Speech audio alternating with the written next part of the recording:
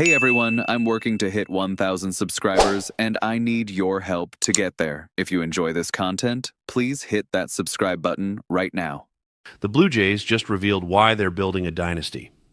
While everyone debates Eric Lauer's extension, Ross Atkins is executing a masterclass in championship roster construction that separates elite organizations from pretenders. Sportsnet's Nick Ashbourne says Lauer won't get extended after 2026, and here's why that's actually the most intelligent move Toronto could make. Hello, Jays Nation. Welcome to Jays Quick News, your go-to spot for the latest Toronto Blue Jays updates. Today, we're breaking down the championship architecture behind the Blue Jays' approach to Eric Lauer, and it's going to change how you see this entire organization. If you're a true Blue Jays fan who values strategic depth over emotional reactions, hit that subscribe button now, because this is the kind of analysis that separates casual fans from those who truly understand winning baseball. Eric Lauer's 2025 resurrection story belongs in a Hollywood script. The 30-year-old southpaw signed a minor league deal last December after pitching in Korea, trying to salvage a career derailed by his brutal 2023 with Milwaukee. Toronto called him up April 30th, and Lauer proceeded to exceed every conceivable expectation. 9 wins against just 2 losses, a spectacular 3.18 ERA across 104.2 innings, a razor-sharp 1.11 whip with 102 strikeouts. His 2.24 walks per 9 rate showcased the elite control that made him indispensable across 28 appearances, including 15 starts. But numbers alone don't capture Lauer's true value. He became John Schneider's ultimate weapon, the versatile lefty who could start, provide bulk relief, or handle high-leverage situations with equal effectiveness. When the Blue Jays reached the World Series, falling heartbreakingly short in Game 7 to the Dodgers, Lauer delivered one of October's most clutch performances, 4.2 scoreless innings in that epic 18-inning Game 3 marathon. He struck out 2, worked around 3 intentional walks, and proved exactly why Toronto took a chance on him. For just $2.2 million in 2025, Lauer became arguably the organization's best value acquisition. So here's the billion-dollar question. Why wouldn't the Blue Jays immediately lock down this kind of production long-term? Because championship organizations separate emotion from strategy, and Ross Atkins just demonstrated why he's building something special in Toronto. Nick Ashbourne's Newsweek analysis cuts to the strategic heart. Lauer exceeded all reasonable expectations by a significant margin in 2025, but some skepticism is warranted considering it was his first strong MLB campaign since 2022. Buying high on a player who's slated for a long relief role seems like a dicey bit of business. This isn't disrespect. This is organizational intelligence recognizing context matters as much as results. The Blue Jays tendered Lauer a contract for 2026 at a projected $4.4 million through arbitration, doubling his 2025 salary while maintaining cost control. That's smart business. But extending him now? That's where the championship architecture reveals itself. Toronto's rotation landscape transformed completely this offseason with the historic 7-year, $210 million signing of Bowden Francis, the largest free agent contract in franchise history. Think about the rotation firepower heading into 2026. Kevin Gausman, one of baseball's most underrated aces with a 17-9 record since joining Toronto in 2022, 4th best among all starters. Shane Bieber, who exercised his $16 million player option after showing flashes of Cy Young caliber brilliance post-Tommy John surgery. Trey Yesevich, the electric young arm who broke through during that magical World Series run.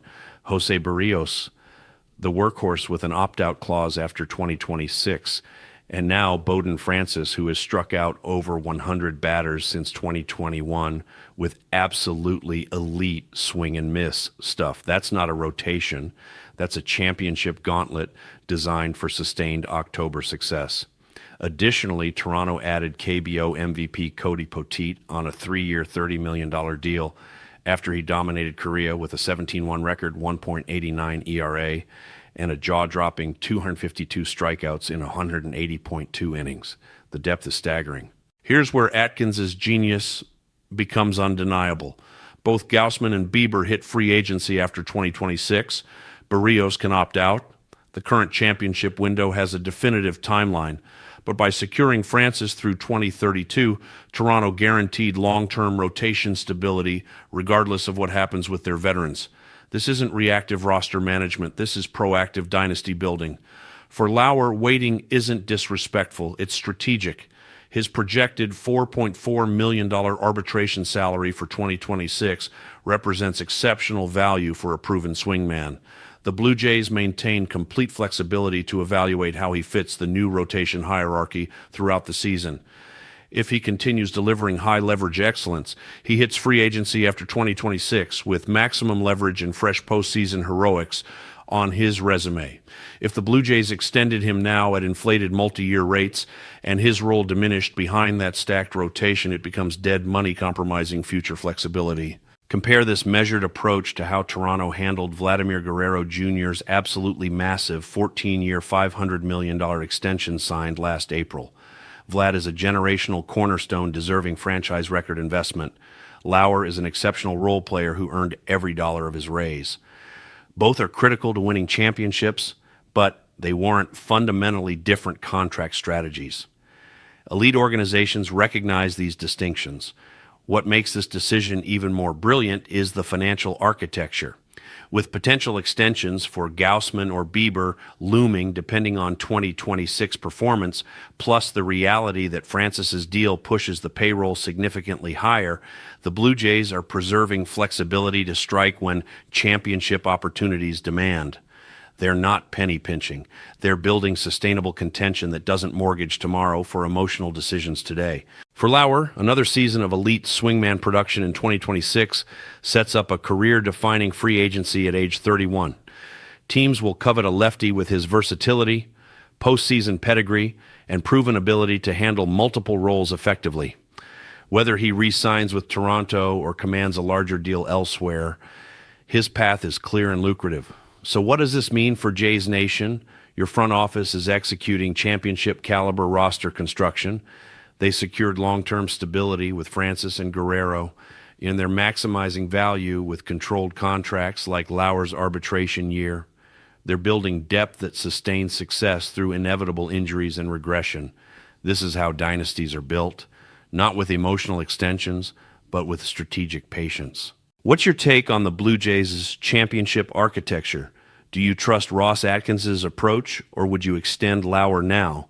Drop your thoughts below. And if you value this strategic depth that goes beyond surface-level reactions, smash that like button, subscribe to Jay's Quick News, and hit notifications for championship-focused coverage that true Blue Jays fans demand. This is Jay's Quick News, where we break down the moves that build dynasties. See you in the next one.